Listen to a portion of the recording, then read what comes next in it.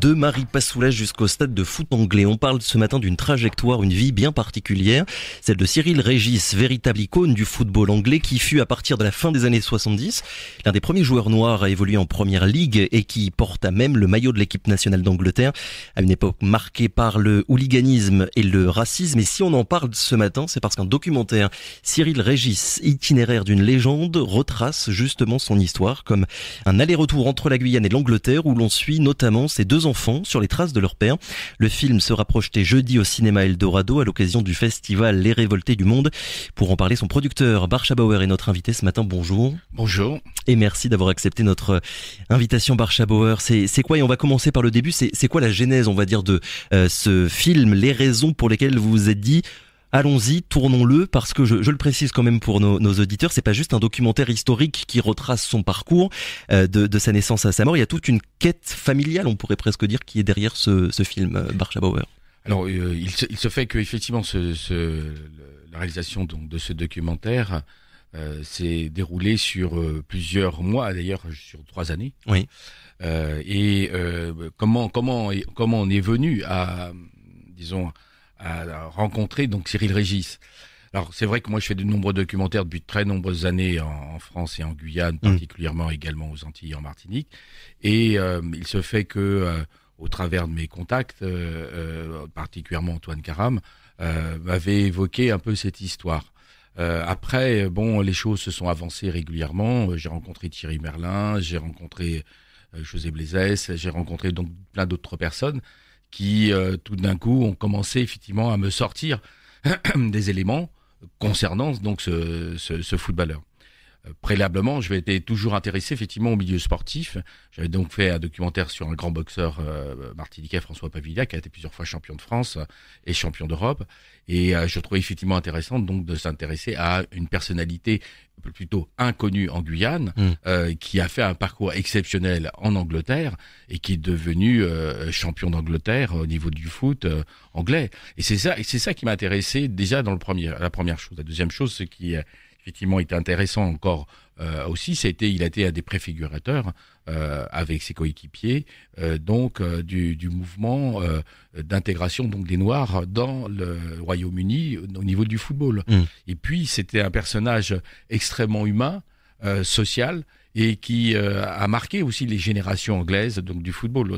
On voit qu'il y a vraiment aujourd'hui, les gens parlent de lui avec beaucoup d'amour et il a aussi d'abnégation donc de ce footballeur anglais, franco-guyano-anglais. Justement pour ceux les plus jeunes notamment qui vous écoutent et qui peut-être découvrent ce matin le nom de Cyril Régis, c'était qui Cyril Régis? Et je sais pas comment dire ça, mais qu'est-ce qu'il avait de plus que les autres footballeurs de son époque, parce qu'il a quand même marqué l'histoire du foot anglais. Il y a même une statue de lui à West Bromwich qui est un de ses premiers clubs. Quand vous pensez à lui, instinctivement, vous voyez quoi? Vous voyez quelle image, Barcha Bauer? Alors moi, si vous aimez, c'est vrai que toute sa carrière a été faite au Royaume-Uni, donc il faut le reconnaître, que en Guyane, peu de personnes le connaissaient. Il y avait la communauté donc Sainte-Lucienne qui savait effectivement qui était Cyril Régis, étant donné qu'il était né à Maripasoula. Et puis de l'autre côté, bien sûr, les fans de foot guyanais qui en parlaient, comme Edwige qui en parlait également, Antoine Karam et bien d'autres, parce que c'était des passionnés, c'était des gens qui regardaient, qui lisaient des journaux, et il y avait effectivement l'histoire, on parlait de ce footballeur Cyril Régis. Donc, ça veut dire qu'à part les fans de foot, finalement, la Guyane avait un petit peu oublié Cyril Régis? Ils n'avaient pas oublié, ils ne savaient même pas qui c'était. Donc on a commencé à en parler au moment donc des 100 ans donc, de la grand-mère de Cyril Régis en octobre 2017, parce que Thierry Merlin, à l'époque, qui est journaliste à la Guyane La Première, avait fait un reportage et qui lui s'était intéressé, bien sûr, il s'intéresse beaucoup au milieu du football et au milieu du sportif en Guyane, et donc il a fait effectivement ce reportage. Donc là, on a commencé effectivement à savoir qui était Cyril Régis sur un point de vue médiatique. Et donc moi, je suis un peu une tête chercheuse. Donc tous les personnages qui sont oubliés, qu'on ne parle pas, je vais essayer de les réhabiliter et leur donner ce sens de cette reconnaissance. Est-ce que vous avez été vous-même étonné lors du tournage en Angleterre de voir et de constater, quand vous parliez aux habitants, à la population sur place, que la mémoire de Cyril Régis, elle continuait d'être très importante pour dans la mémoire collective anglaise, alors que en France, finalement, son nom est quand même très peu connu, Barcha Bauer. Écoutez, donc j'étais avec donc le réalisateur qui s'appelle Jérémy Maillard, d'ailleurs, qui va arriver aujourd'hui. Donc je lui avais suggéré de faire des micro-trottoirs. Pas forcément pour les intégrer dans le film, mais au départ, c'était d'avoir un peu cette résonance de qui est Cyril Régis et comment. Et on s'est avéré que à Birmingham, particulièrement, dans les grandes rues principaux de Birmingham, il y avait effectivement ça parlait aux gens. Et puis surtout avec beaucoup d'émotion. Pour quelle raison? Parce que Cyril Régis était quand même d'un milieu extrêmement populaire, ouvrier. Il vivait dans un quartier ouvrier. Il n'était pas, effectivement, c'était quelqu'un qui était proche des uns et des autres. En grande majorité, les footballeurs viennent de quartiers, disons, ouvriers ou des banlieues ou je dirais des familles humbles. Donc, je n'ai pas dit tous, mais lui particulièrement en faisait partie. Et je pense que la population de Birmingham a été extrêmement sensible à ce côté très, très généreux qu'il avait. D'ailleurs, on le voit quand il fait les matchs de foot, c'est quelqu'un de généreux, d'humain et très charismatique aussi. Il se passe quelque chose quand il passait à l'image. Donc, c'était un personnage incroyable. Donc, c'est vrai que on a voulu faire effectivement ressortir un peu ce personnage, mais également aussi au travers de ces deux enfants, Michel et Robert, qui sont venus d'ailleurs en Guyane. C'est un peu le fil conducteur qu'on voulait faire, c'est comment eux perçoivent leur père.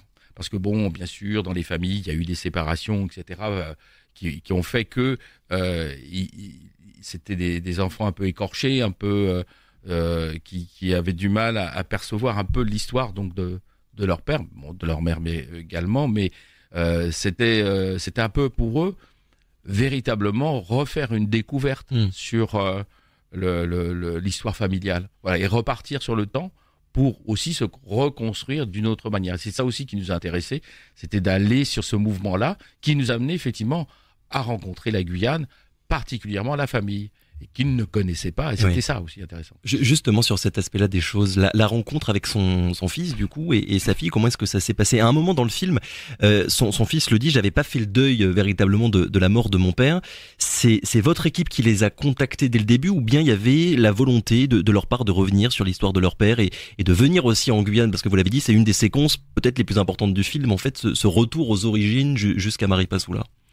Alors, c'était, il faut dire que Michel et Robert ont été effectivement sensationnels, effectivement avec nous. C'était ce parcours que eux vont essayer de venir en Guyane, de découvrir une famille qu'ils ne connaissaient pas. À savoir que Cyril Régis a gardé toujours des liens avec ses nièces, donc en Guyane. Elles sont venues effectivement en Angleterre assez régulièrement. Sa nièce qu'on voit d'ailleurs un moment dans le film. Absolument. Mais il y avait effectivement ces deux nièces qui venaient effectivement en Angleterre. Et donc, il gardait ce lien. Pour lui, c'était important, ce trajet de retour au pays. Et il l'a fait plusieurs fois. Il l'a fait 2 fois. Donc en 2001 ou 2002, j'ai plus la date exacte, au mariage d'une de ses nièces. Et effectivement, après, en 2017, quand il est revenu avec son frère et sa sœur, donc sa sœur qui parle anglais, son frère parle anglais, il est né en Angleterre, et sa sœur parle un peu français, parce qu'avec le temps, ça s'est perdu un petit peu. Et donc, c'était un peu cette retrouvaille, effectivement, qui se faisait. Et ça, c'était important que eux aillent sur cette recherche personnelle et qu'ils aillent découvrir ses cousins et nièces en Guyane et qu'ils ne connaissaient absolument pas.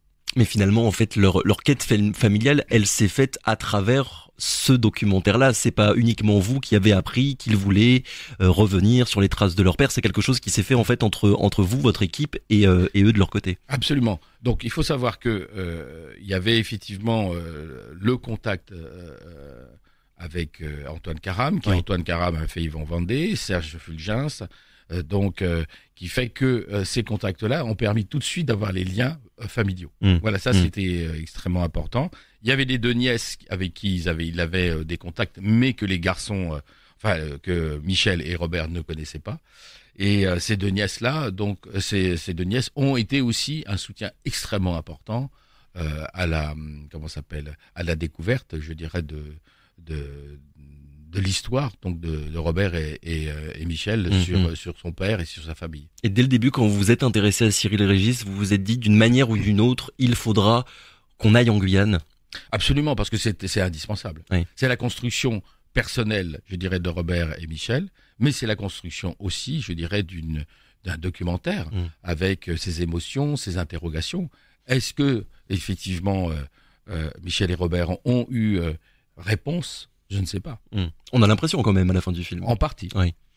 Son histoire d'ailleurs, pour qu'on comprenne finalement ce décalage qu'il y a pu y avoir entre la Guyane et l'Angleterre. Donc Cyril Régis est né en 1958 à Maripasoula et il arrivait à Londres avec sa famille quand il avait 5 ans. Pourquoi ce départ exactement vers l'Angleterre? Ce qui était très intéressant, c'est que là on avait une immigration. Donc c'est des Saint-Luciens. À la base, oui, avant d'arriver en Guyane. Qui vivaient à Maripasoula. Et que ces Saint-Luciens à Maripasoula, qui étaient d'origine anglophone, ont désiré partir en Angleterre. Et c'était aussi cette démarche-là qui m'intéressait également, que l'on introduise effectivement. Alors, on suppose qu'ils travaillaient dans leur paillage, qu'ils étaient de conditions sociales modestes, et qu'ils aspiraient effectivement à trouver un moment meilleur de leur vie, je dirais en partant vers l'Angleterre. Ce qui a été sûrement compliqué, difficile, mais je crois qu'ils avaient déjà des attaches en Angleterre, ce qui fait qu'ils sont partis là-bas plus particulièrement. Ça s'est fait en 2 étapes. Cyril Régis est parti en premier, dans 61-62 je crois, et sa sœur est partie 2 ans après. Et oui, et du coup finalement le film que vous racontez, l'histoire du film que vous racontez avec un grand H, si je puis dire, ça parle, vous l'avez un petit peu dit, ça parle d'émigration, mais ça parle aussi de racisme. On se rend compte ce que ça voulait dire être un joueur noir dans le championnat anglais des années 70 jusqu'aux années 90. Complètement. Il faut savoir qu'en Angleterre, mais aussi également en France, peut-être évidemment, d'une manière plus modeste, mais en Angleterre, ça a été effectivement un électrochoc pour les fans de foot d'avoir des Noirs qui viennent jouer. Oui. Et en plus, qui jouent bien, et en plus, qui gagnent. Oui. Donc, ça a créé beaucoup de... Excusez-moi si j'ai de la gorge un peu ce matin. Allez-y, c'est pas grave, on peut tousser. Le principal, c'est qu'on parle bien à la fin. Voilà. Ce qui, effectivement, a été important et un marqueur. Oui. Donc, il a marqué, 1, les jeunes générations, 2, les jeunes générations qui étaient donc d'origine noire en Angleterre, à rentrer effectivement dans le milieu du football. Et ça, ils se sont battus, le trio donc avec Régis, ils se sont battus pour pouvoir faire vraiment changer les mentalités. Parce qu'il y a un vrai problème, c'est changer les mentalités. Et qu'un noir devienne l'idole des blancs, c'est assez incroyable, mais c'est ça, effectivement, en Angleterre. Vous parlez de trio parce que là, on parle uniquement de Cyril Régis depuis tout à l'heure, mais en fait, ils étaient trois footballeurs, Laurie Cunningham et Brenton Batson, pardon pour mon accent anglais. Et en fait, c'est vraiment ce trio-là qui a marqué la mémoire collective anglaise, voilà, en quelque sorte. Absolument. Ouais. Parce que c'était des précurseurs. Donc, Brenton Batson, d'ailleurs, qui est dans le film, lui évoque les problématiques de racisme quand ils sont arrivés sur les stades. Mais comme c'était des excellents joueurs, donc ça a effectivement pas calmé les fans de foot, mais ça a changé la donne. Ça a changé la donne. Parce qu'il faut bien voir que les mentalités ont du mal à changer. Maintenant, c'est un petit peu mieux. Mais bon, mais que lui devienne, je dirais, une référence dans le milieu des Blancs, c'est un point gagné. Et vous me disiez juste avant d'entrer en studio tout à l'heure que, alors oui, du coup,